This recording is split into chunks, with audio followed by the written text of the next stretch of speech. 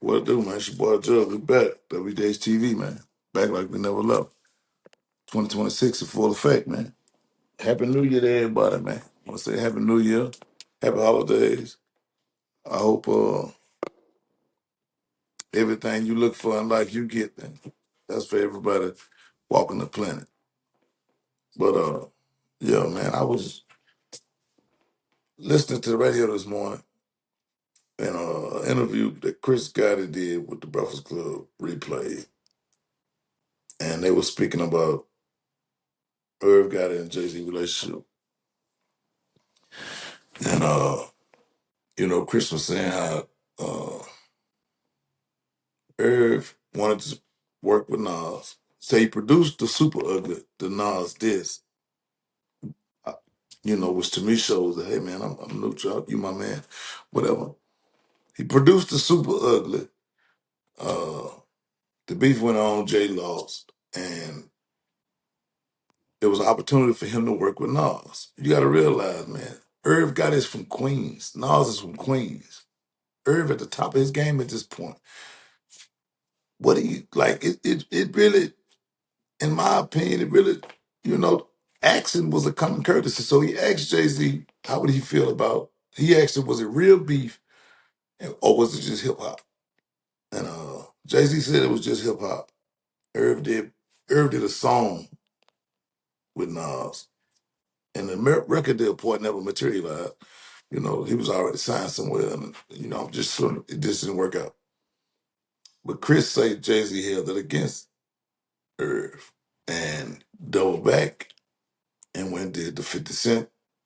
When did the deal with Reebok? Reebok. He went on tour with 50 Cent, and he also did the sneaker thing with Reebok at the same time with 50 Cent. They was doing they both did a rollout together, so they was working together. And he said, you know, when Irv asked him about it, he says it's good business, because when he was talking about working with Nas, he said it's good business, and all that's cool. All that's fine and dandy. But where the discrepancy come in is Jay-Z holding Irv to a standard that he himself don't even all the way adhere to. You know what I'm saying?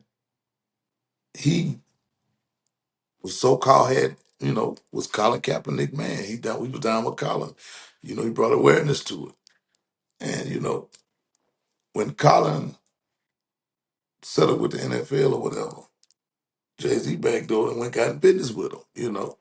And at the time, the NFL was the enemy. This man was kicked out the league for standing up for his people. You feel me? Now, he did get $100 million, but who's to say that's what he would have earned in his career? So who's to say he won? People feel like he got his payment, blah, blah, blah. He settled. Why couldn't Jay-Z do business with him? Well, I say Jay-Z shouldn't have done business with him because he was an ally of Colin at one point. The same thing he expected of Irv. See what I'm saying? And a lot of people will ignore that. Sometimes it's not even spoken about. Hell, I'm the one that's noticing it. I haven't heard nobody else speak to this. But in my opinion, this is Jay-Z type behavior. I always call him a low-key snake. He snake called Crawford out of Meg Thee Stallion. He snaked Damon Biggs out of whatever they had going on. And I don't care how you say it was snake business, man. Period. Uh, Ye even said it on Big Brother that he was doing things to kind of snake him. He said he wanted to do a song with Maroon 5 and Jay-Z went through it. So what I'm saying is, your man not perfect. The expectations he have of other, he can't even uphold himself. He don't even do the shit that he expect people to do. And that's just my point, man. Like, I was listening to the interview and it just crossed my mind and I thought about everything, you know what I'm saying? And I gotta say this too, in Irv's defense, like Irv helped Jake get a deal. Jake never helped Irv get a deal. Maybe later on he did, but that didn't come out ever. But Irv gave Jay his first hit, one of his first hit records with Holla Holla. You know what I'm saying? Irv was the one in Def Jam to Leo Cohen and Kevin Lyles and them saying, man, Jay-Z, DMX, and Ja Rule, I'm telling you, they're going to be next. I'm quitting if you don't take care of business. That's what I'm saying. So this the same dude that helped you a lot. And you going to get mad at and throw a hissy fit because he was finna do some business with Nas, somebody that you say the beef wasn't real with, and somebody that you turned around and went did business with yourself. Snake behavior. I don't give a fuck how y'all see it. It's snake behavior to me, man. It's flawed behavior. Let me say that. It's flawed behavior.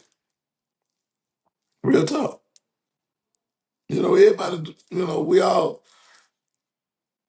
ain't nobody perfect. But the thing of it is, your your flaws shouldn't be repetitive. And I just repeated 4, 5, or 6 times that Jay-Z did some bullshit.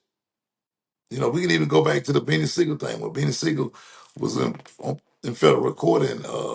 He could have been awarded a bond to record an album to make some more money to take care of his people.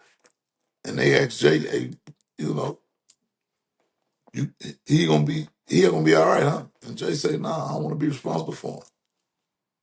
That's flawed behavior to me. Under no circumstances am I saying my artist or partner of mine, y'all can keep him. I don't give a damn how wild off the handle he is. You know why? Because ain't nothing he can do can come back on me. They just wanted reassurance. Just like a cosign. You feel what I'm saying? They know you went for the hold this man hand. They can't legally hold you liable for nothing he does. But what you do, typical fuck nigga shit. You said no. So yeah, man. Like I said, that crossed my mind when I was listening to the Chris Gotti interview. Uh, with Nas was right or wrong, but I think wasn't nothing wrong with it. We from Queens. I helped you get on, so that should buy me some grace. And yeah, don't be a bitch about it. But yeah, man, that's just something for y'all to think about, man. You know what I'm saying? Everybody like to put homie on a high horse, but everybody flawed, man. Everybody human.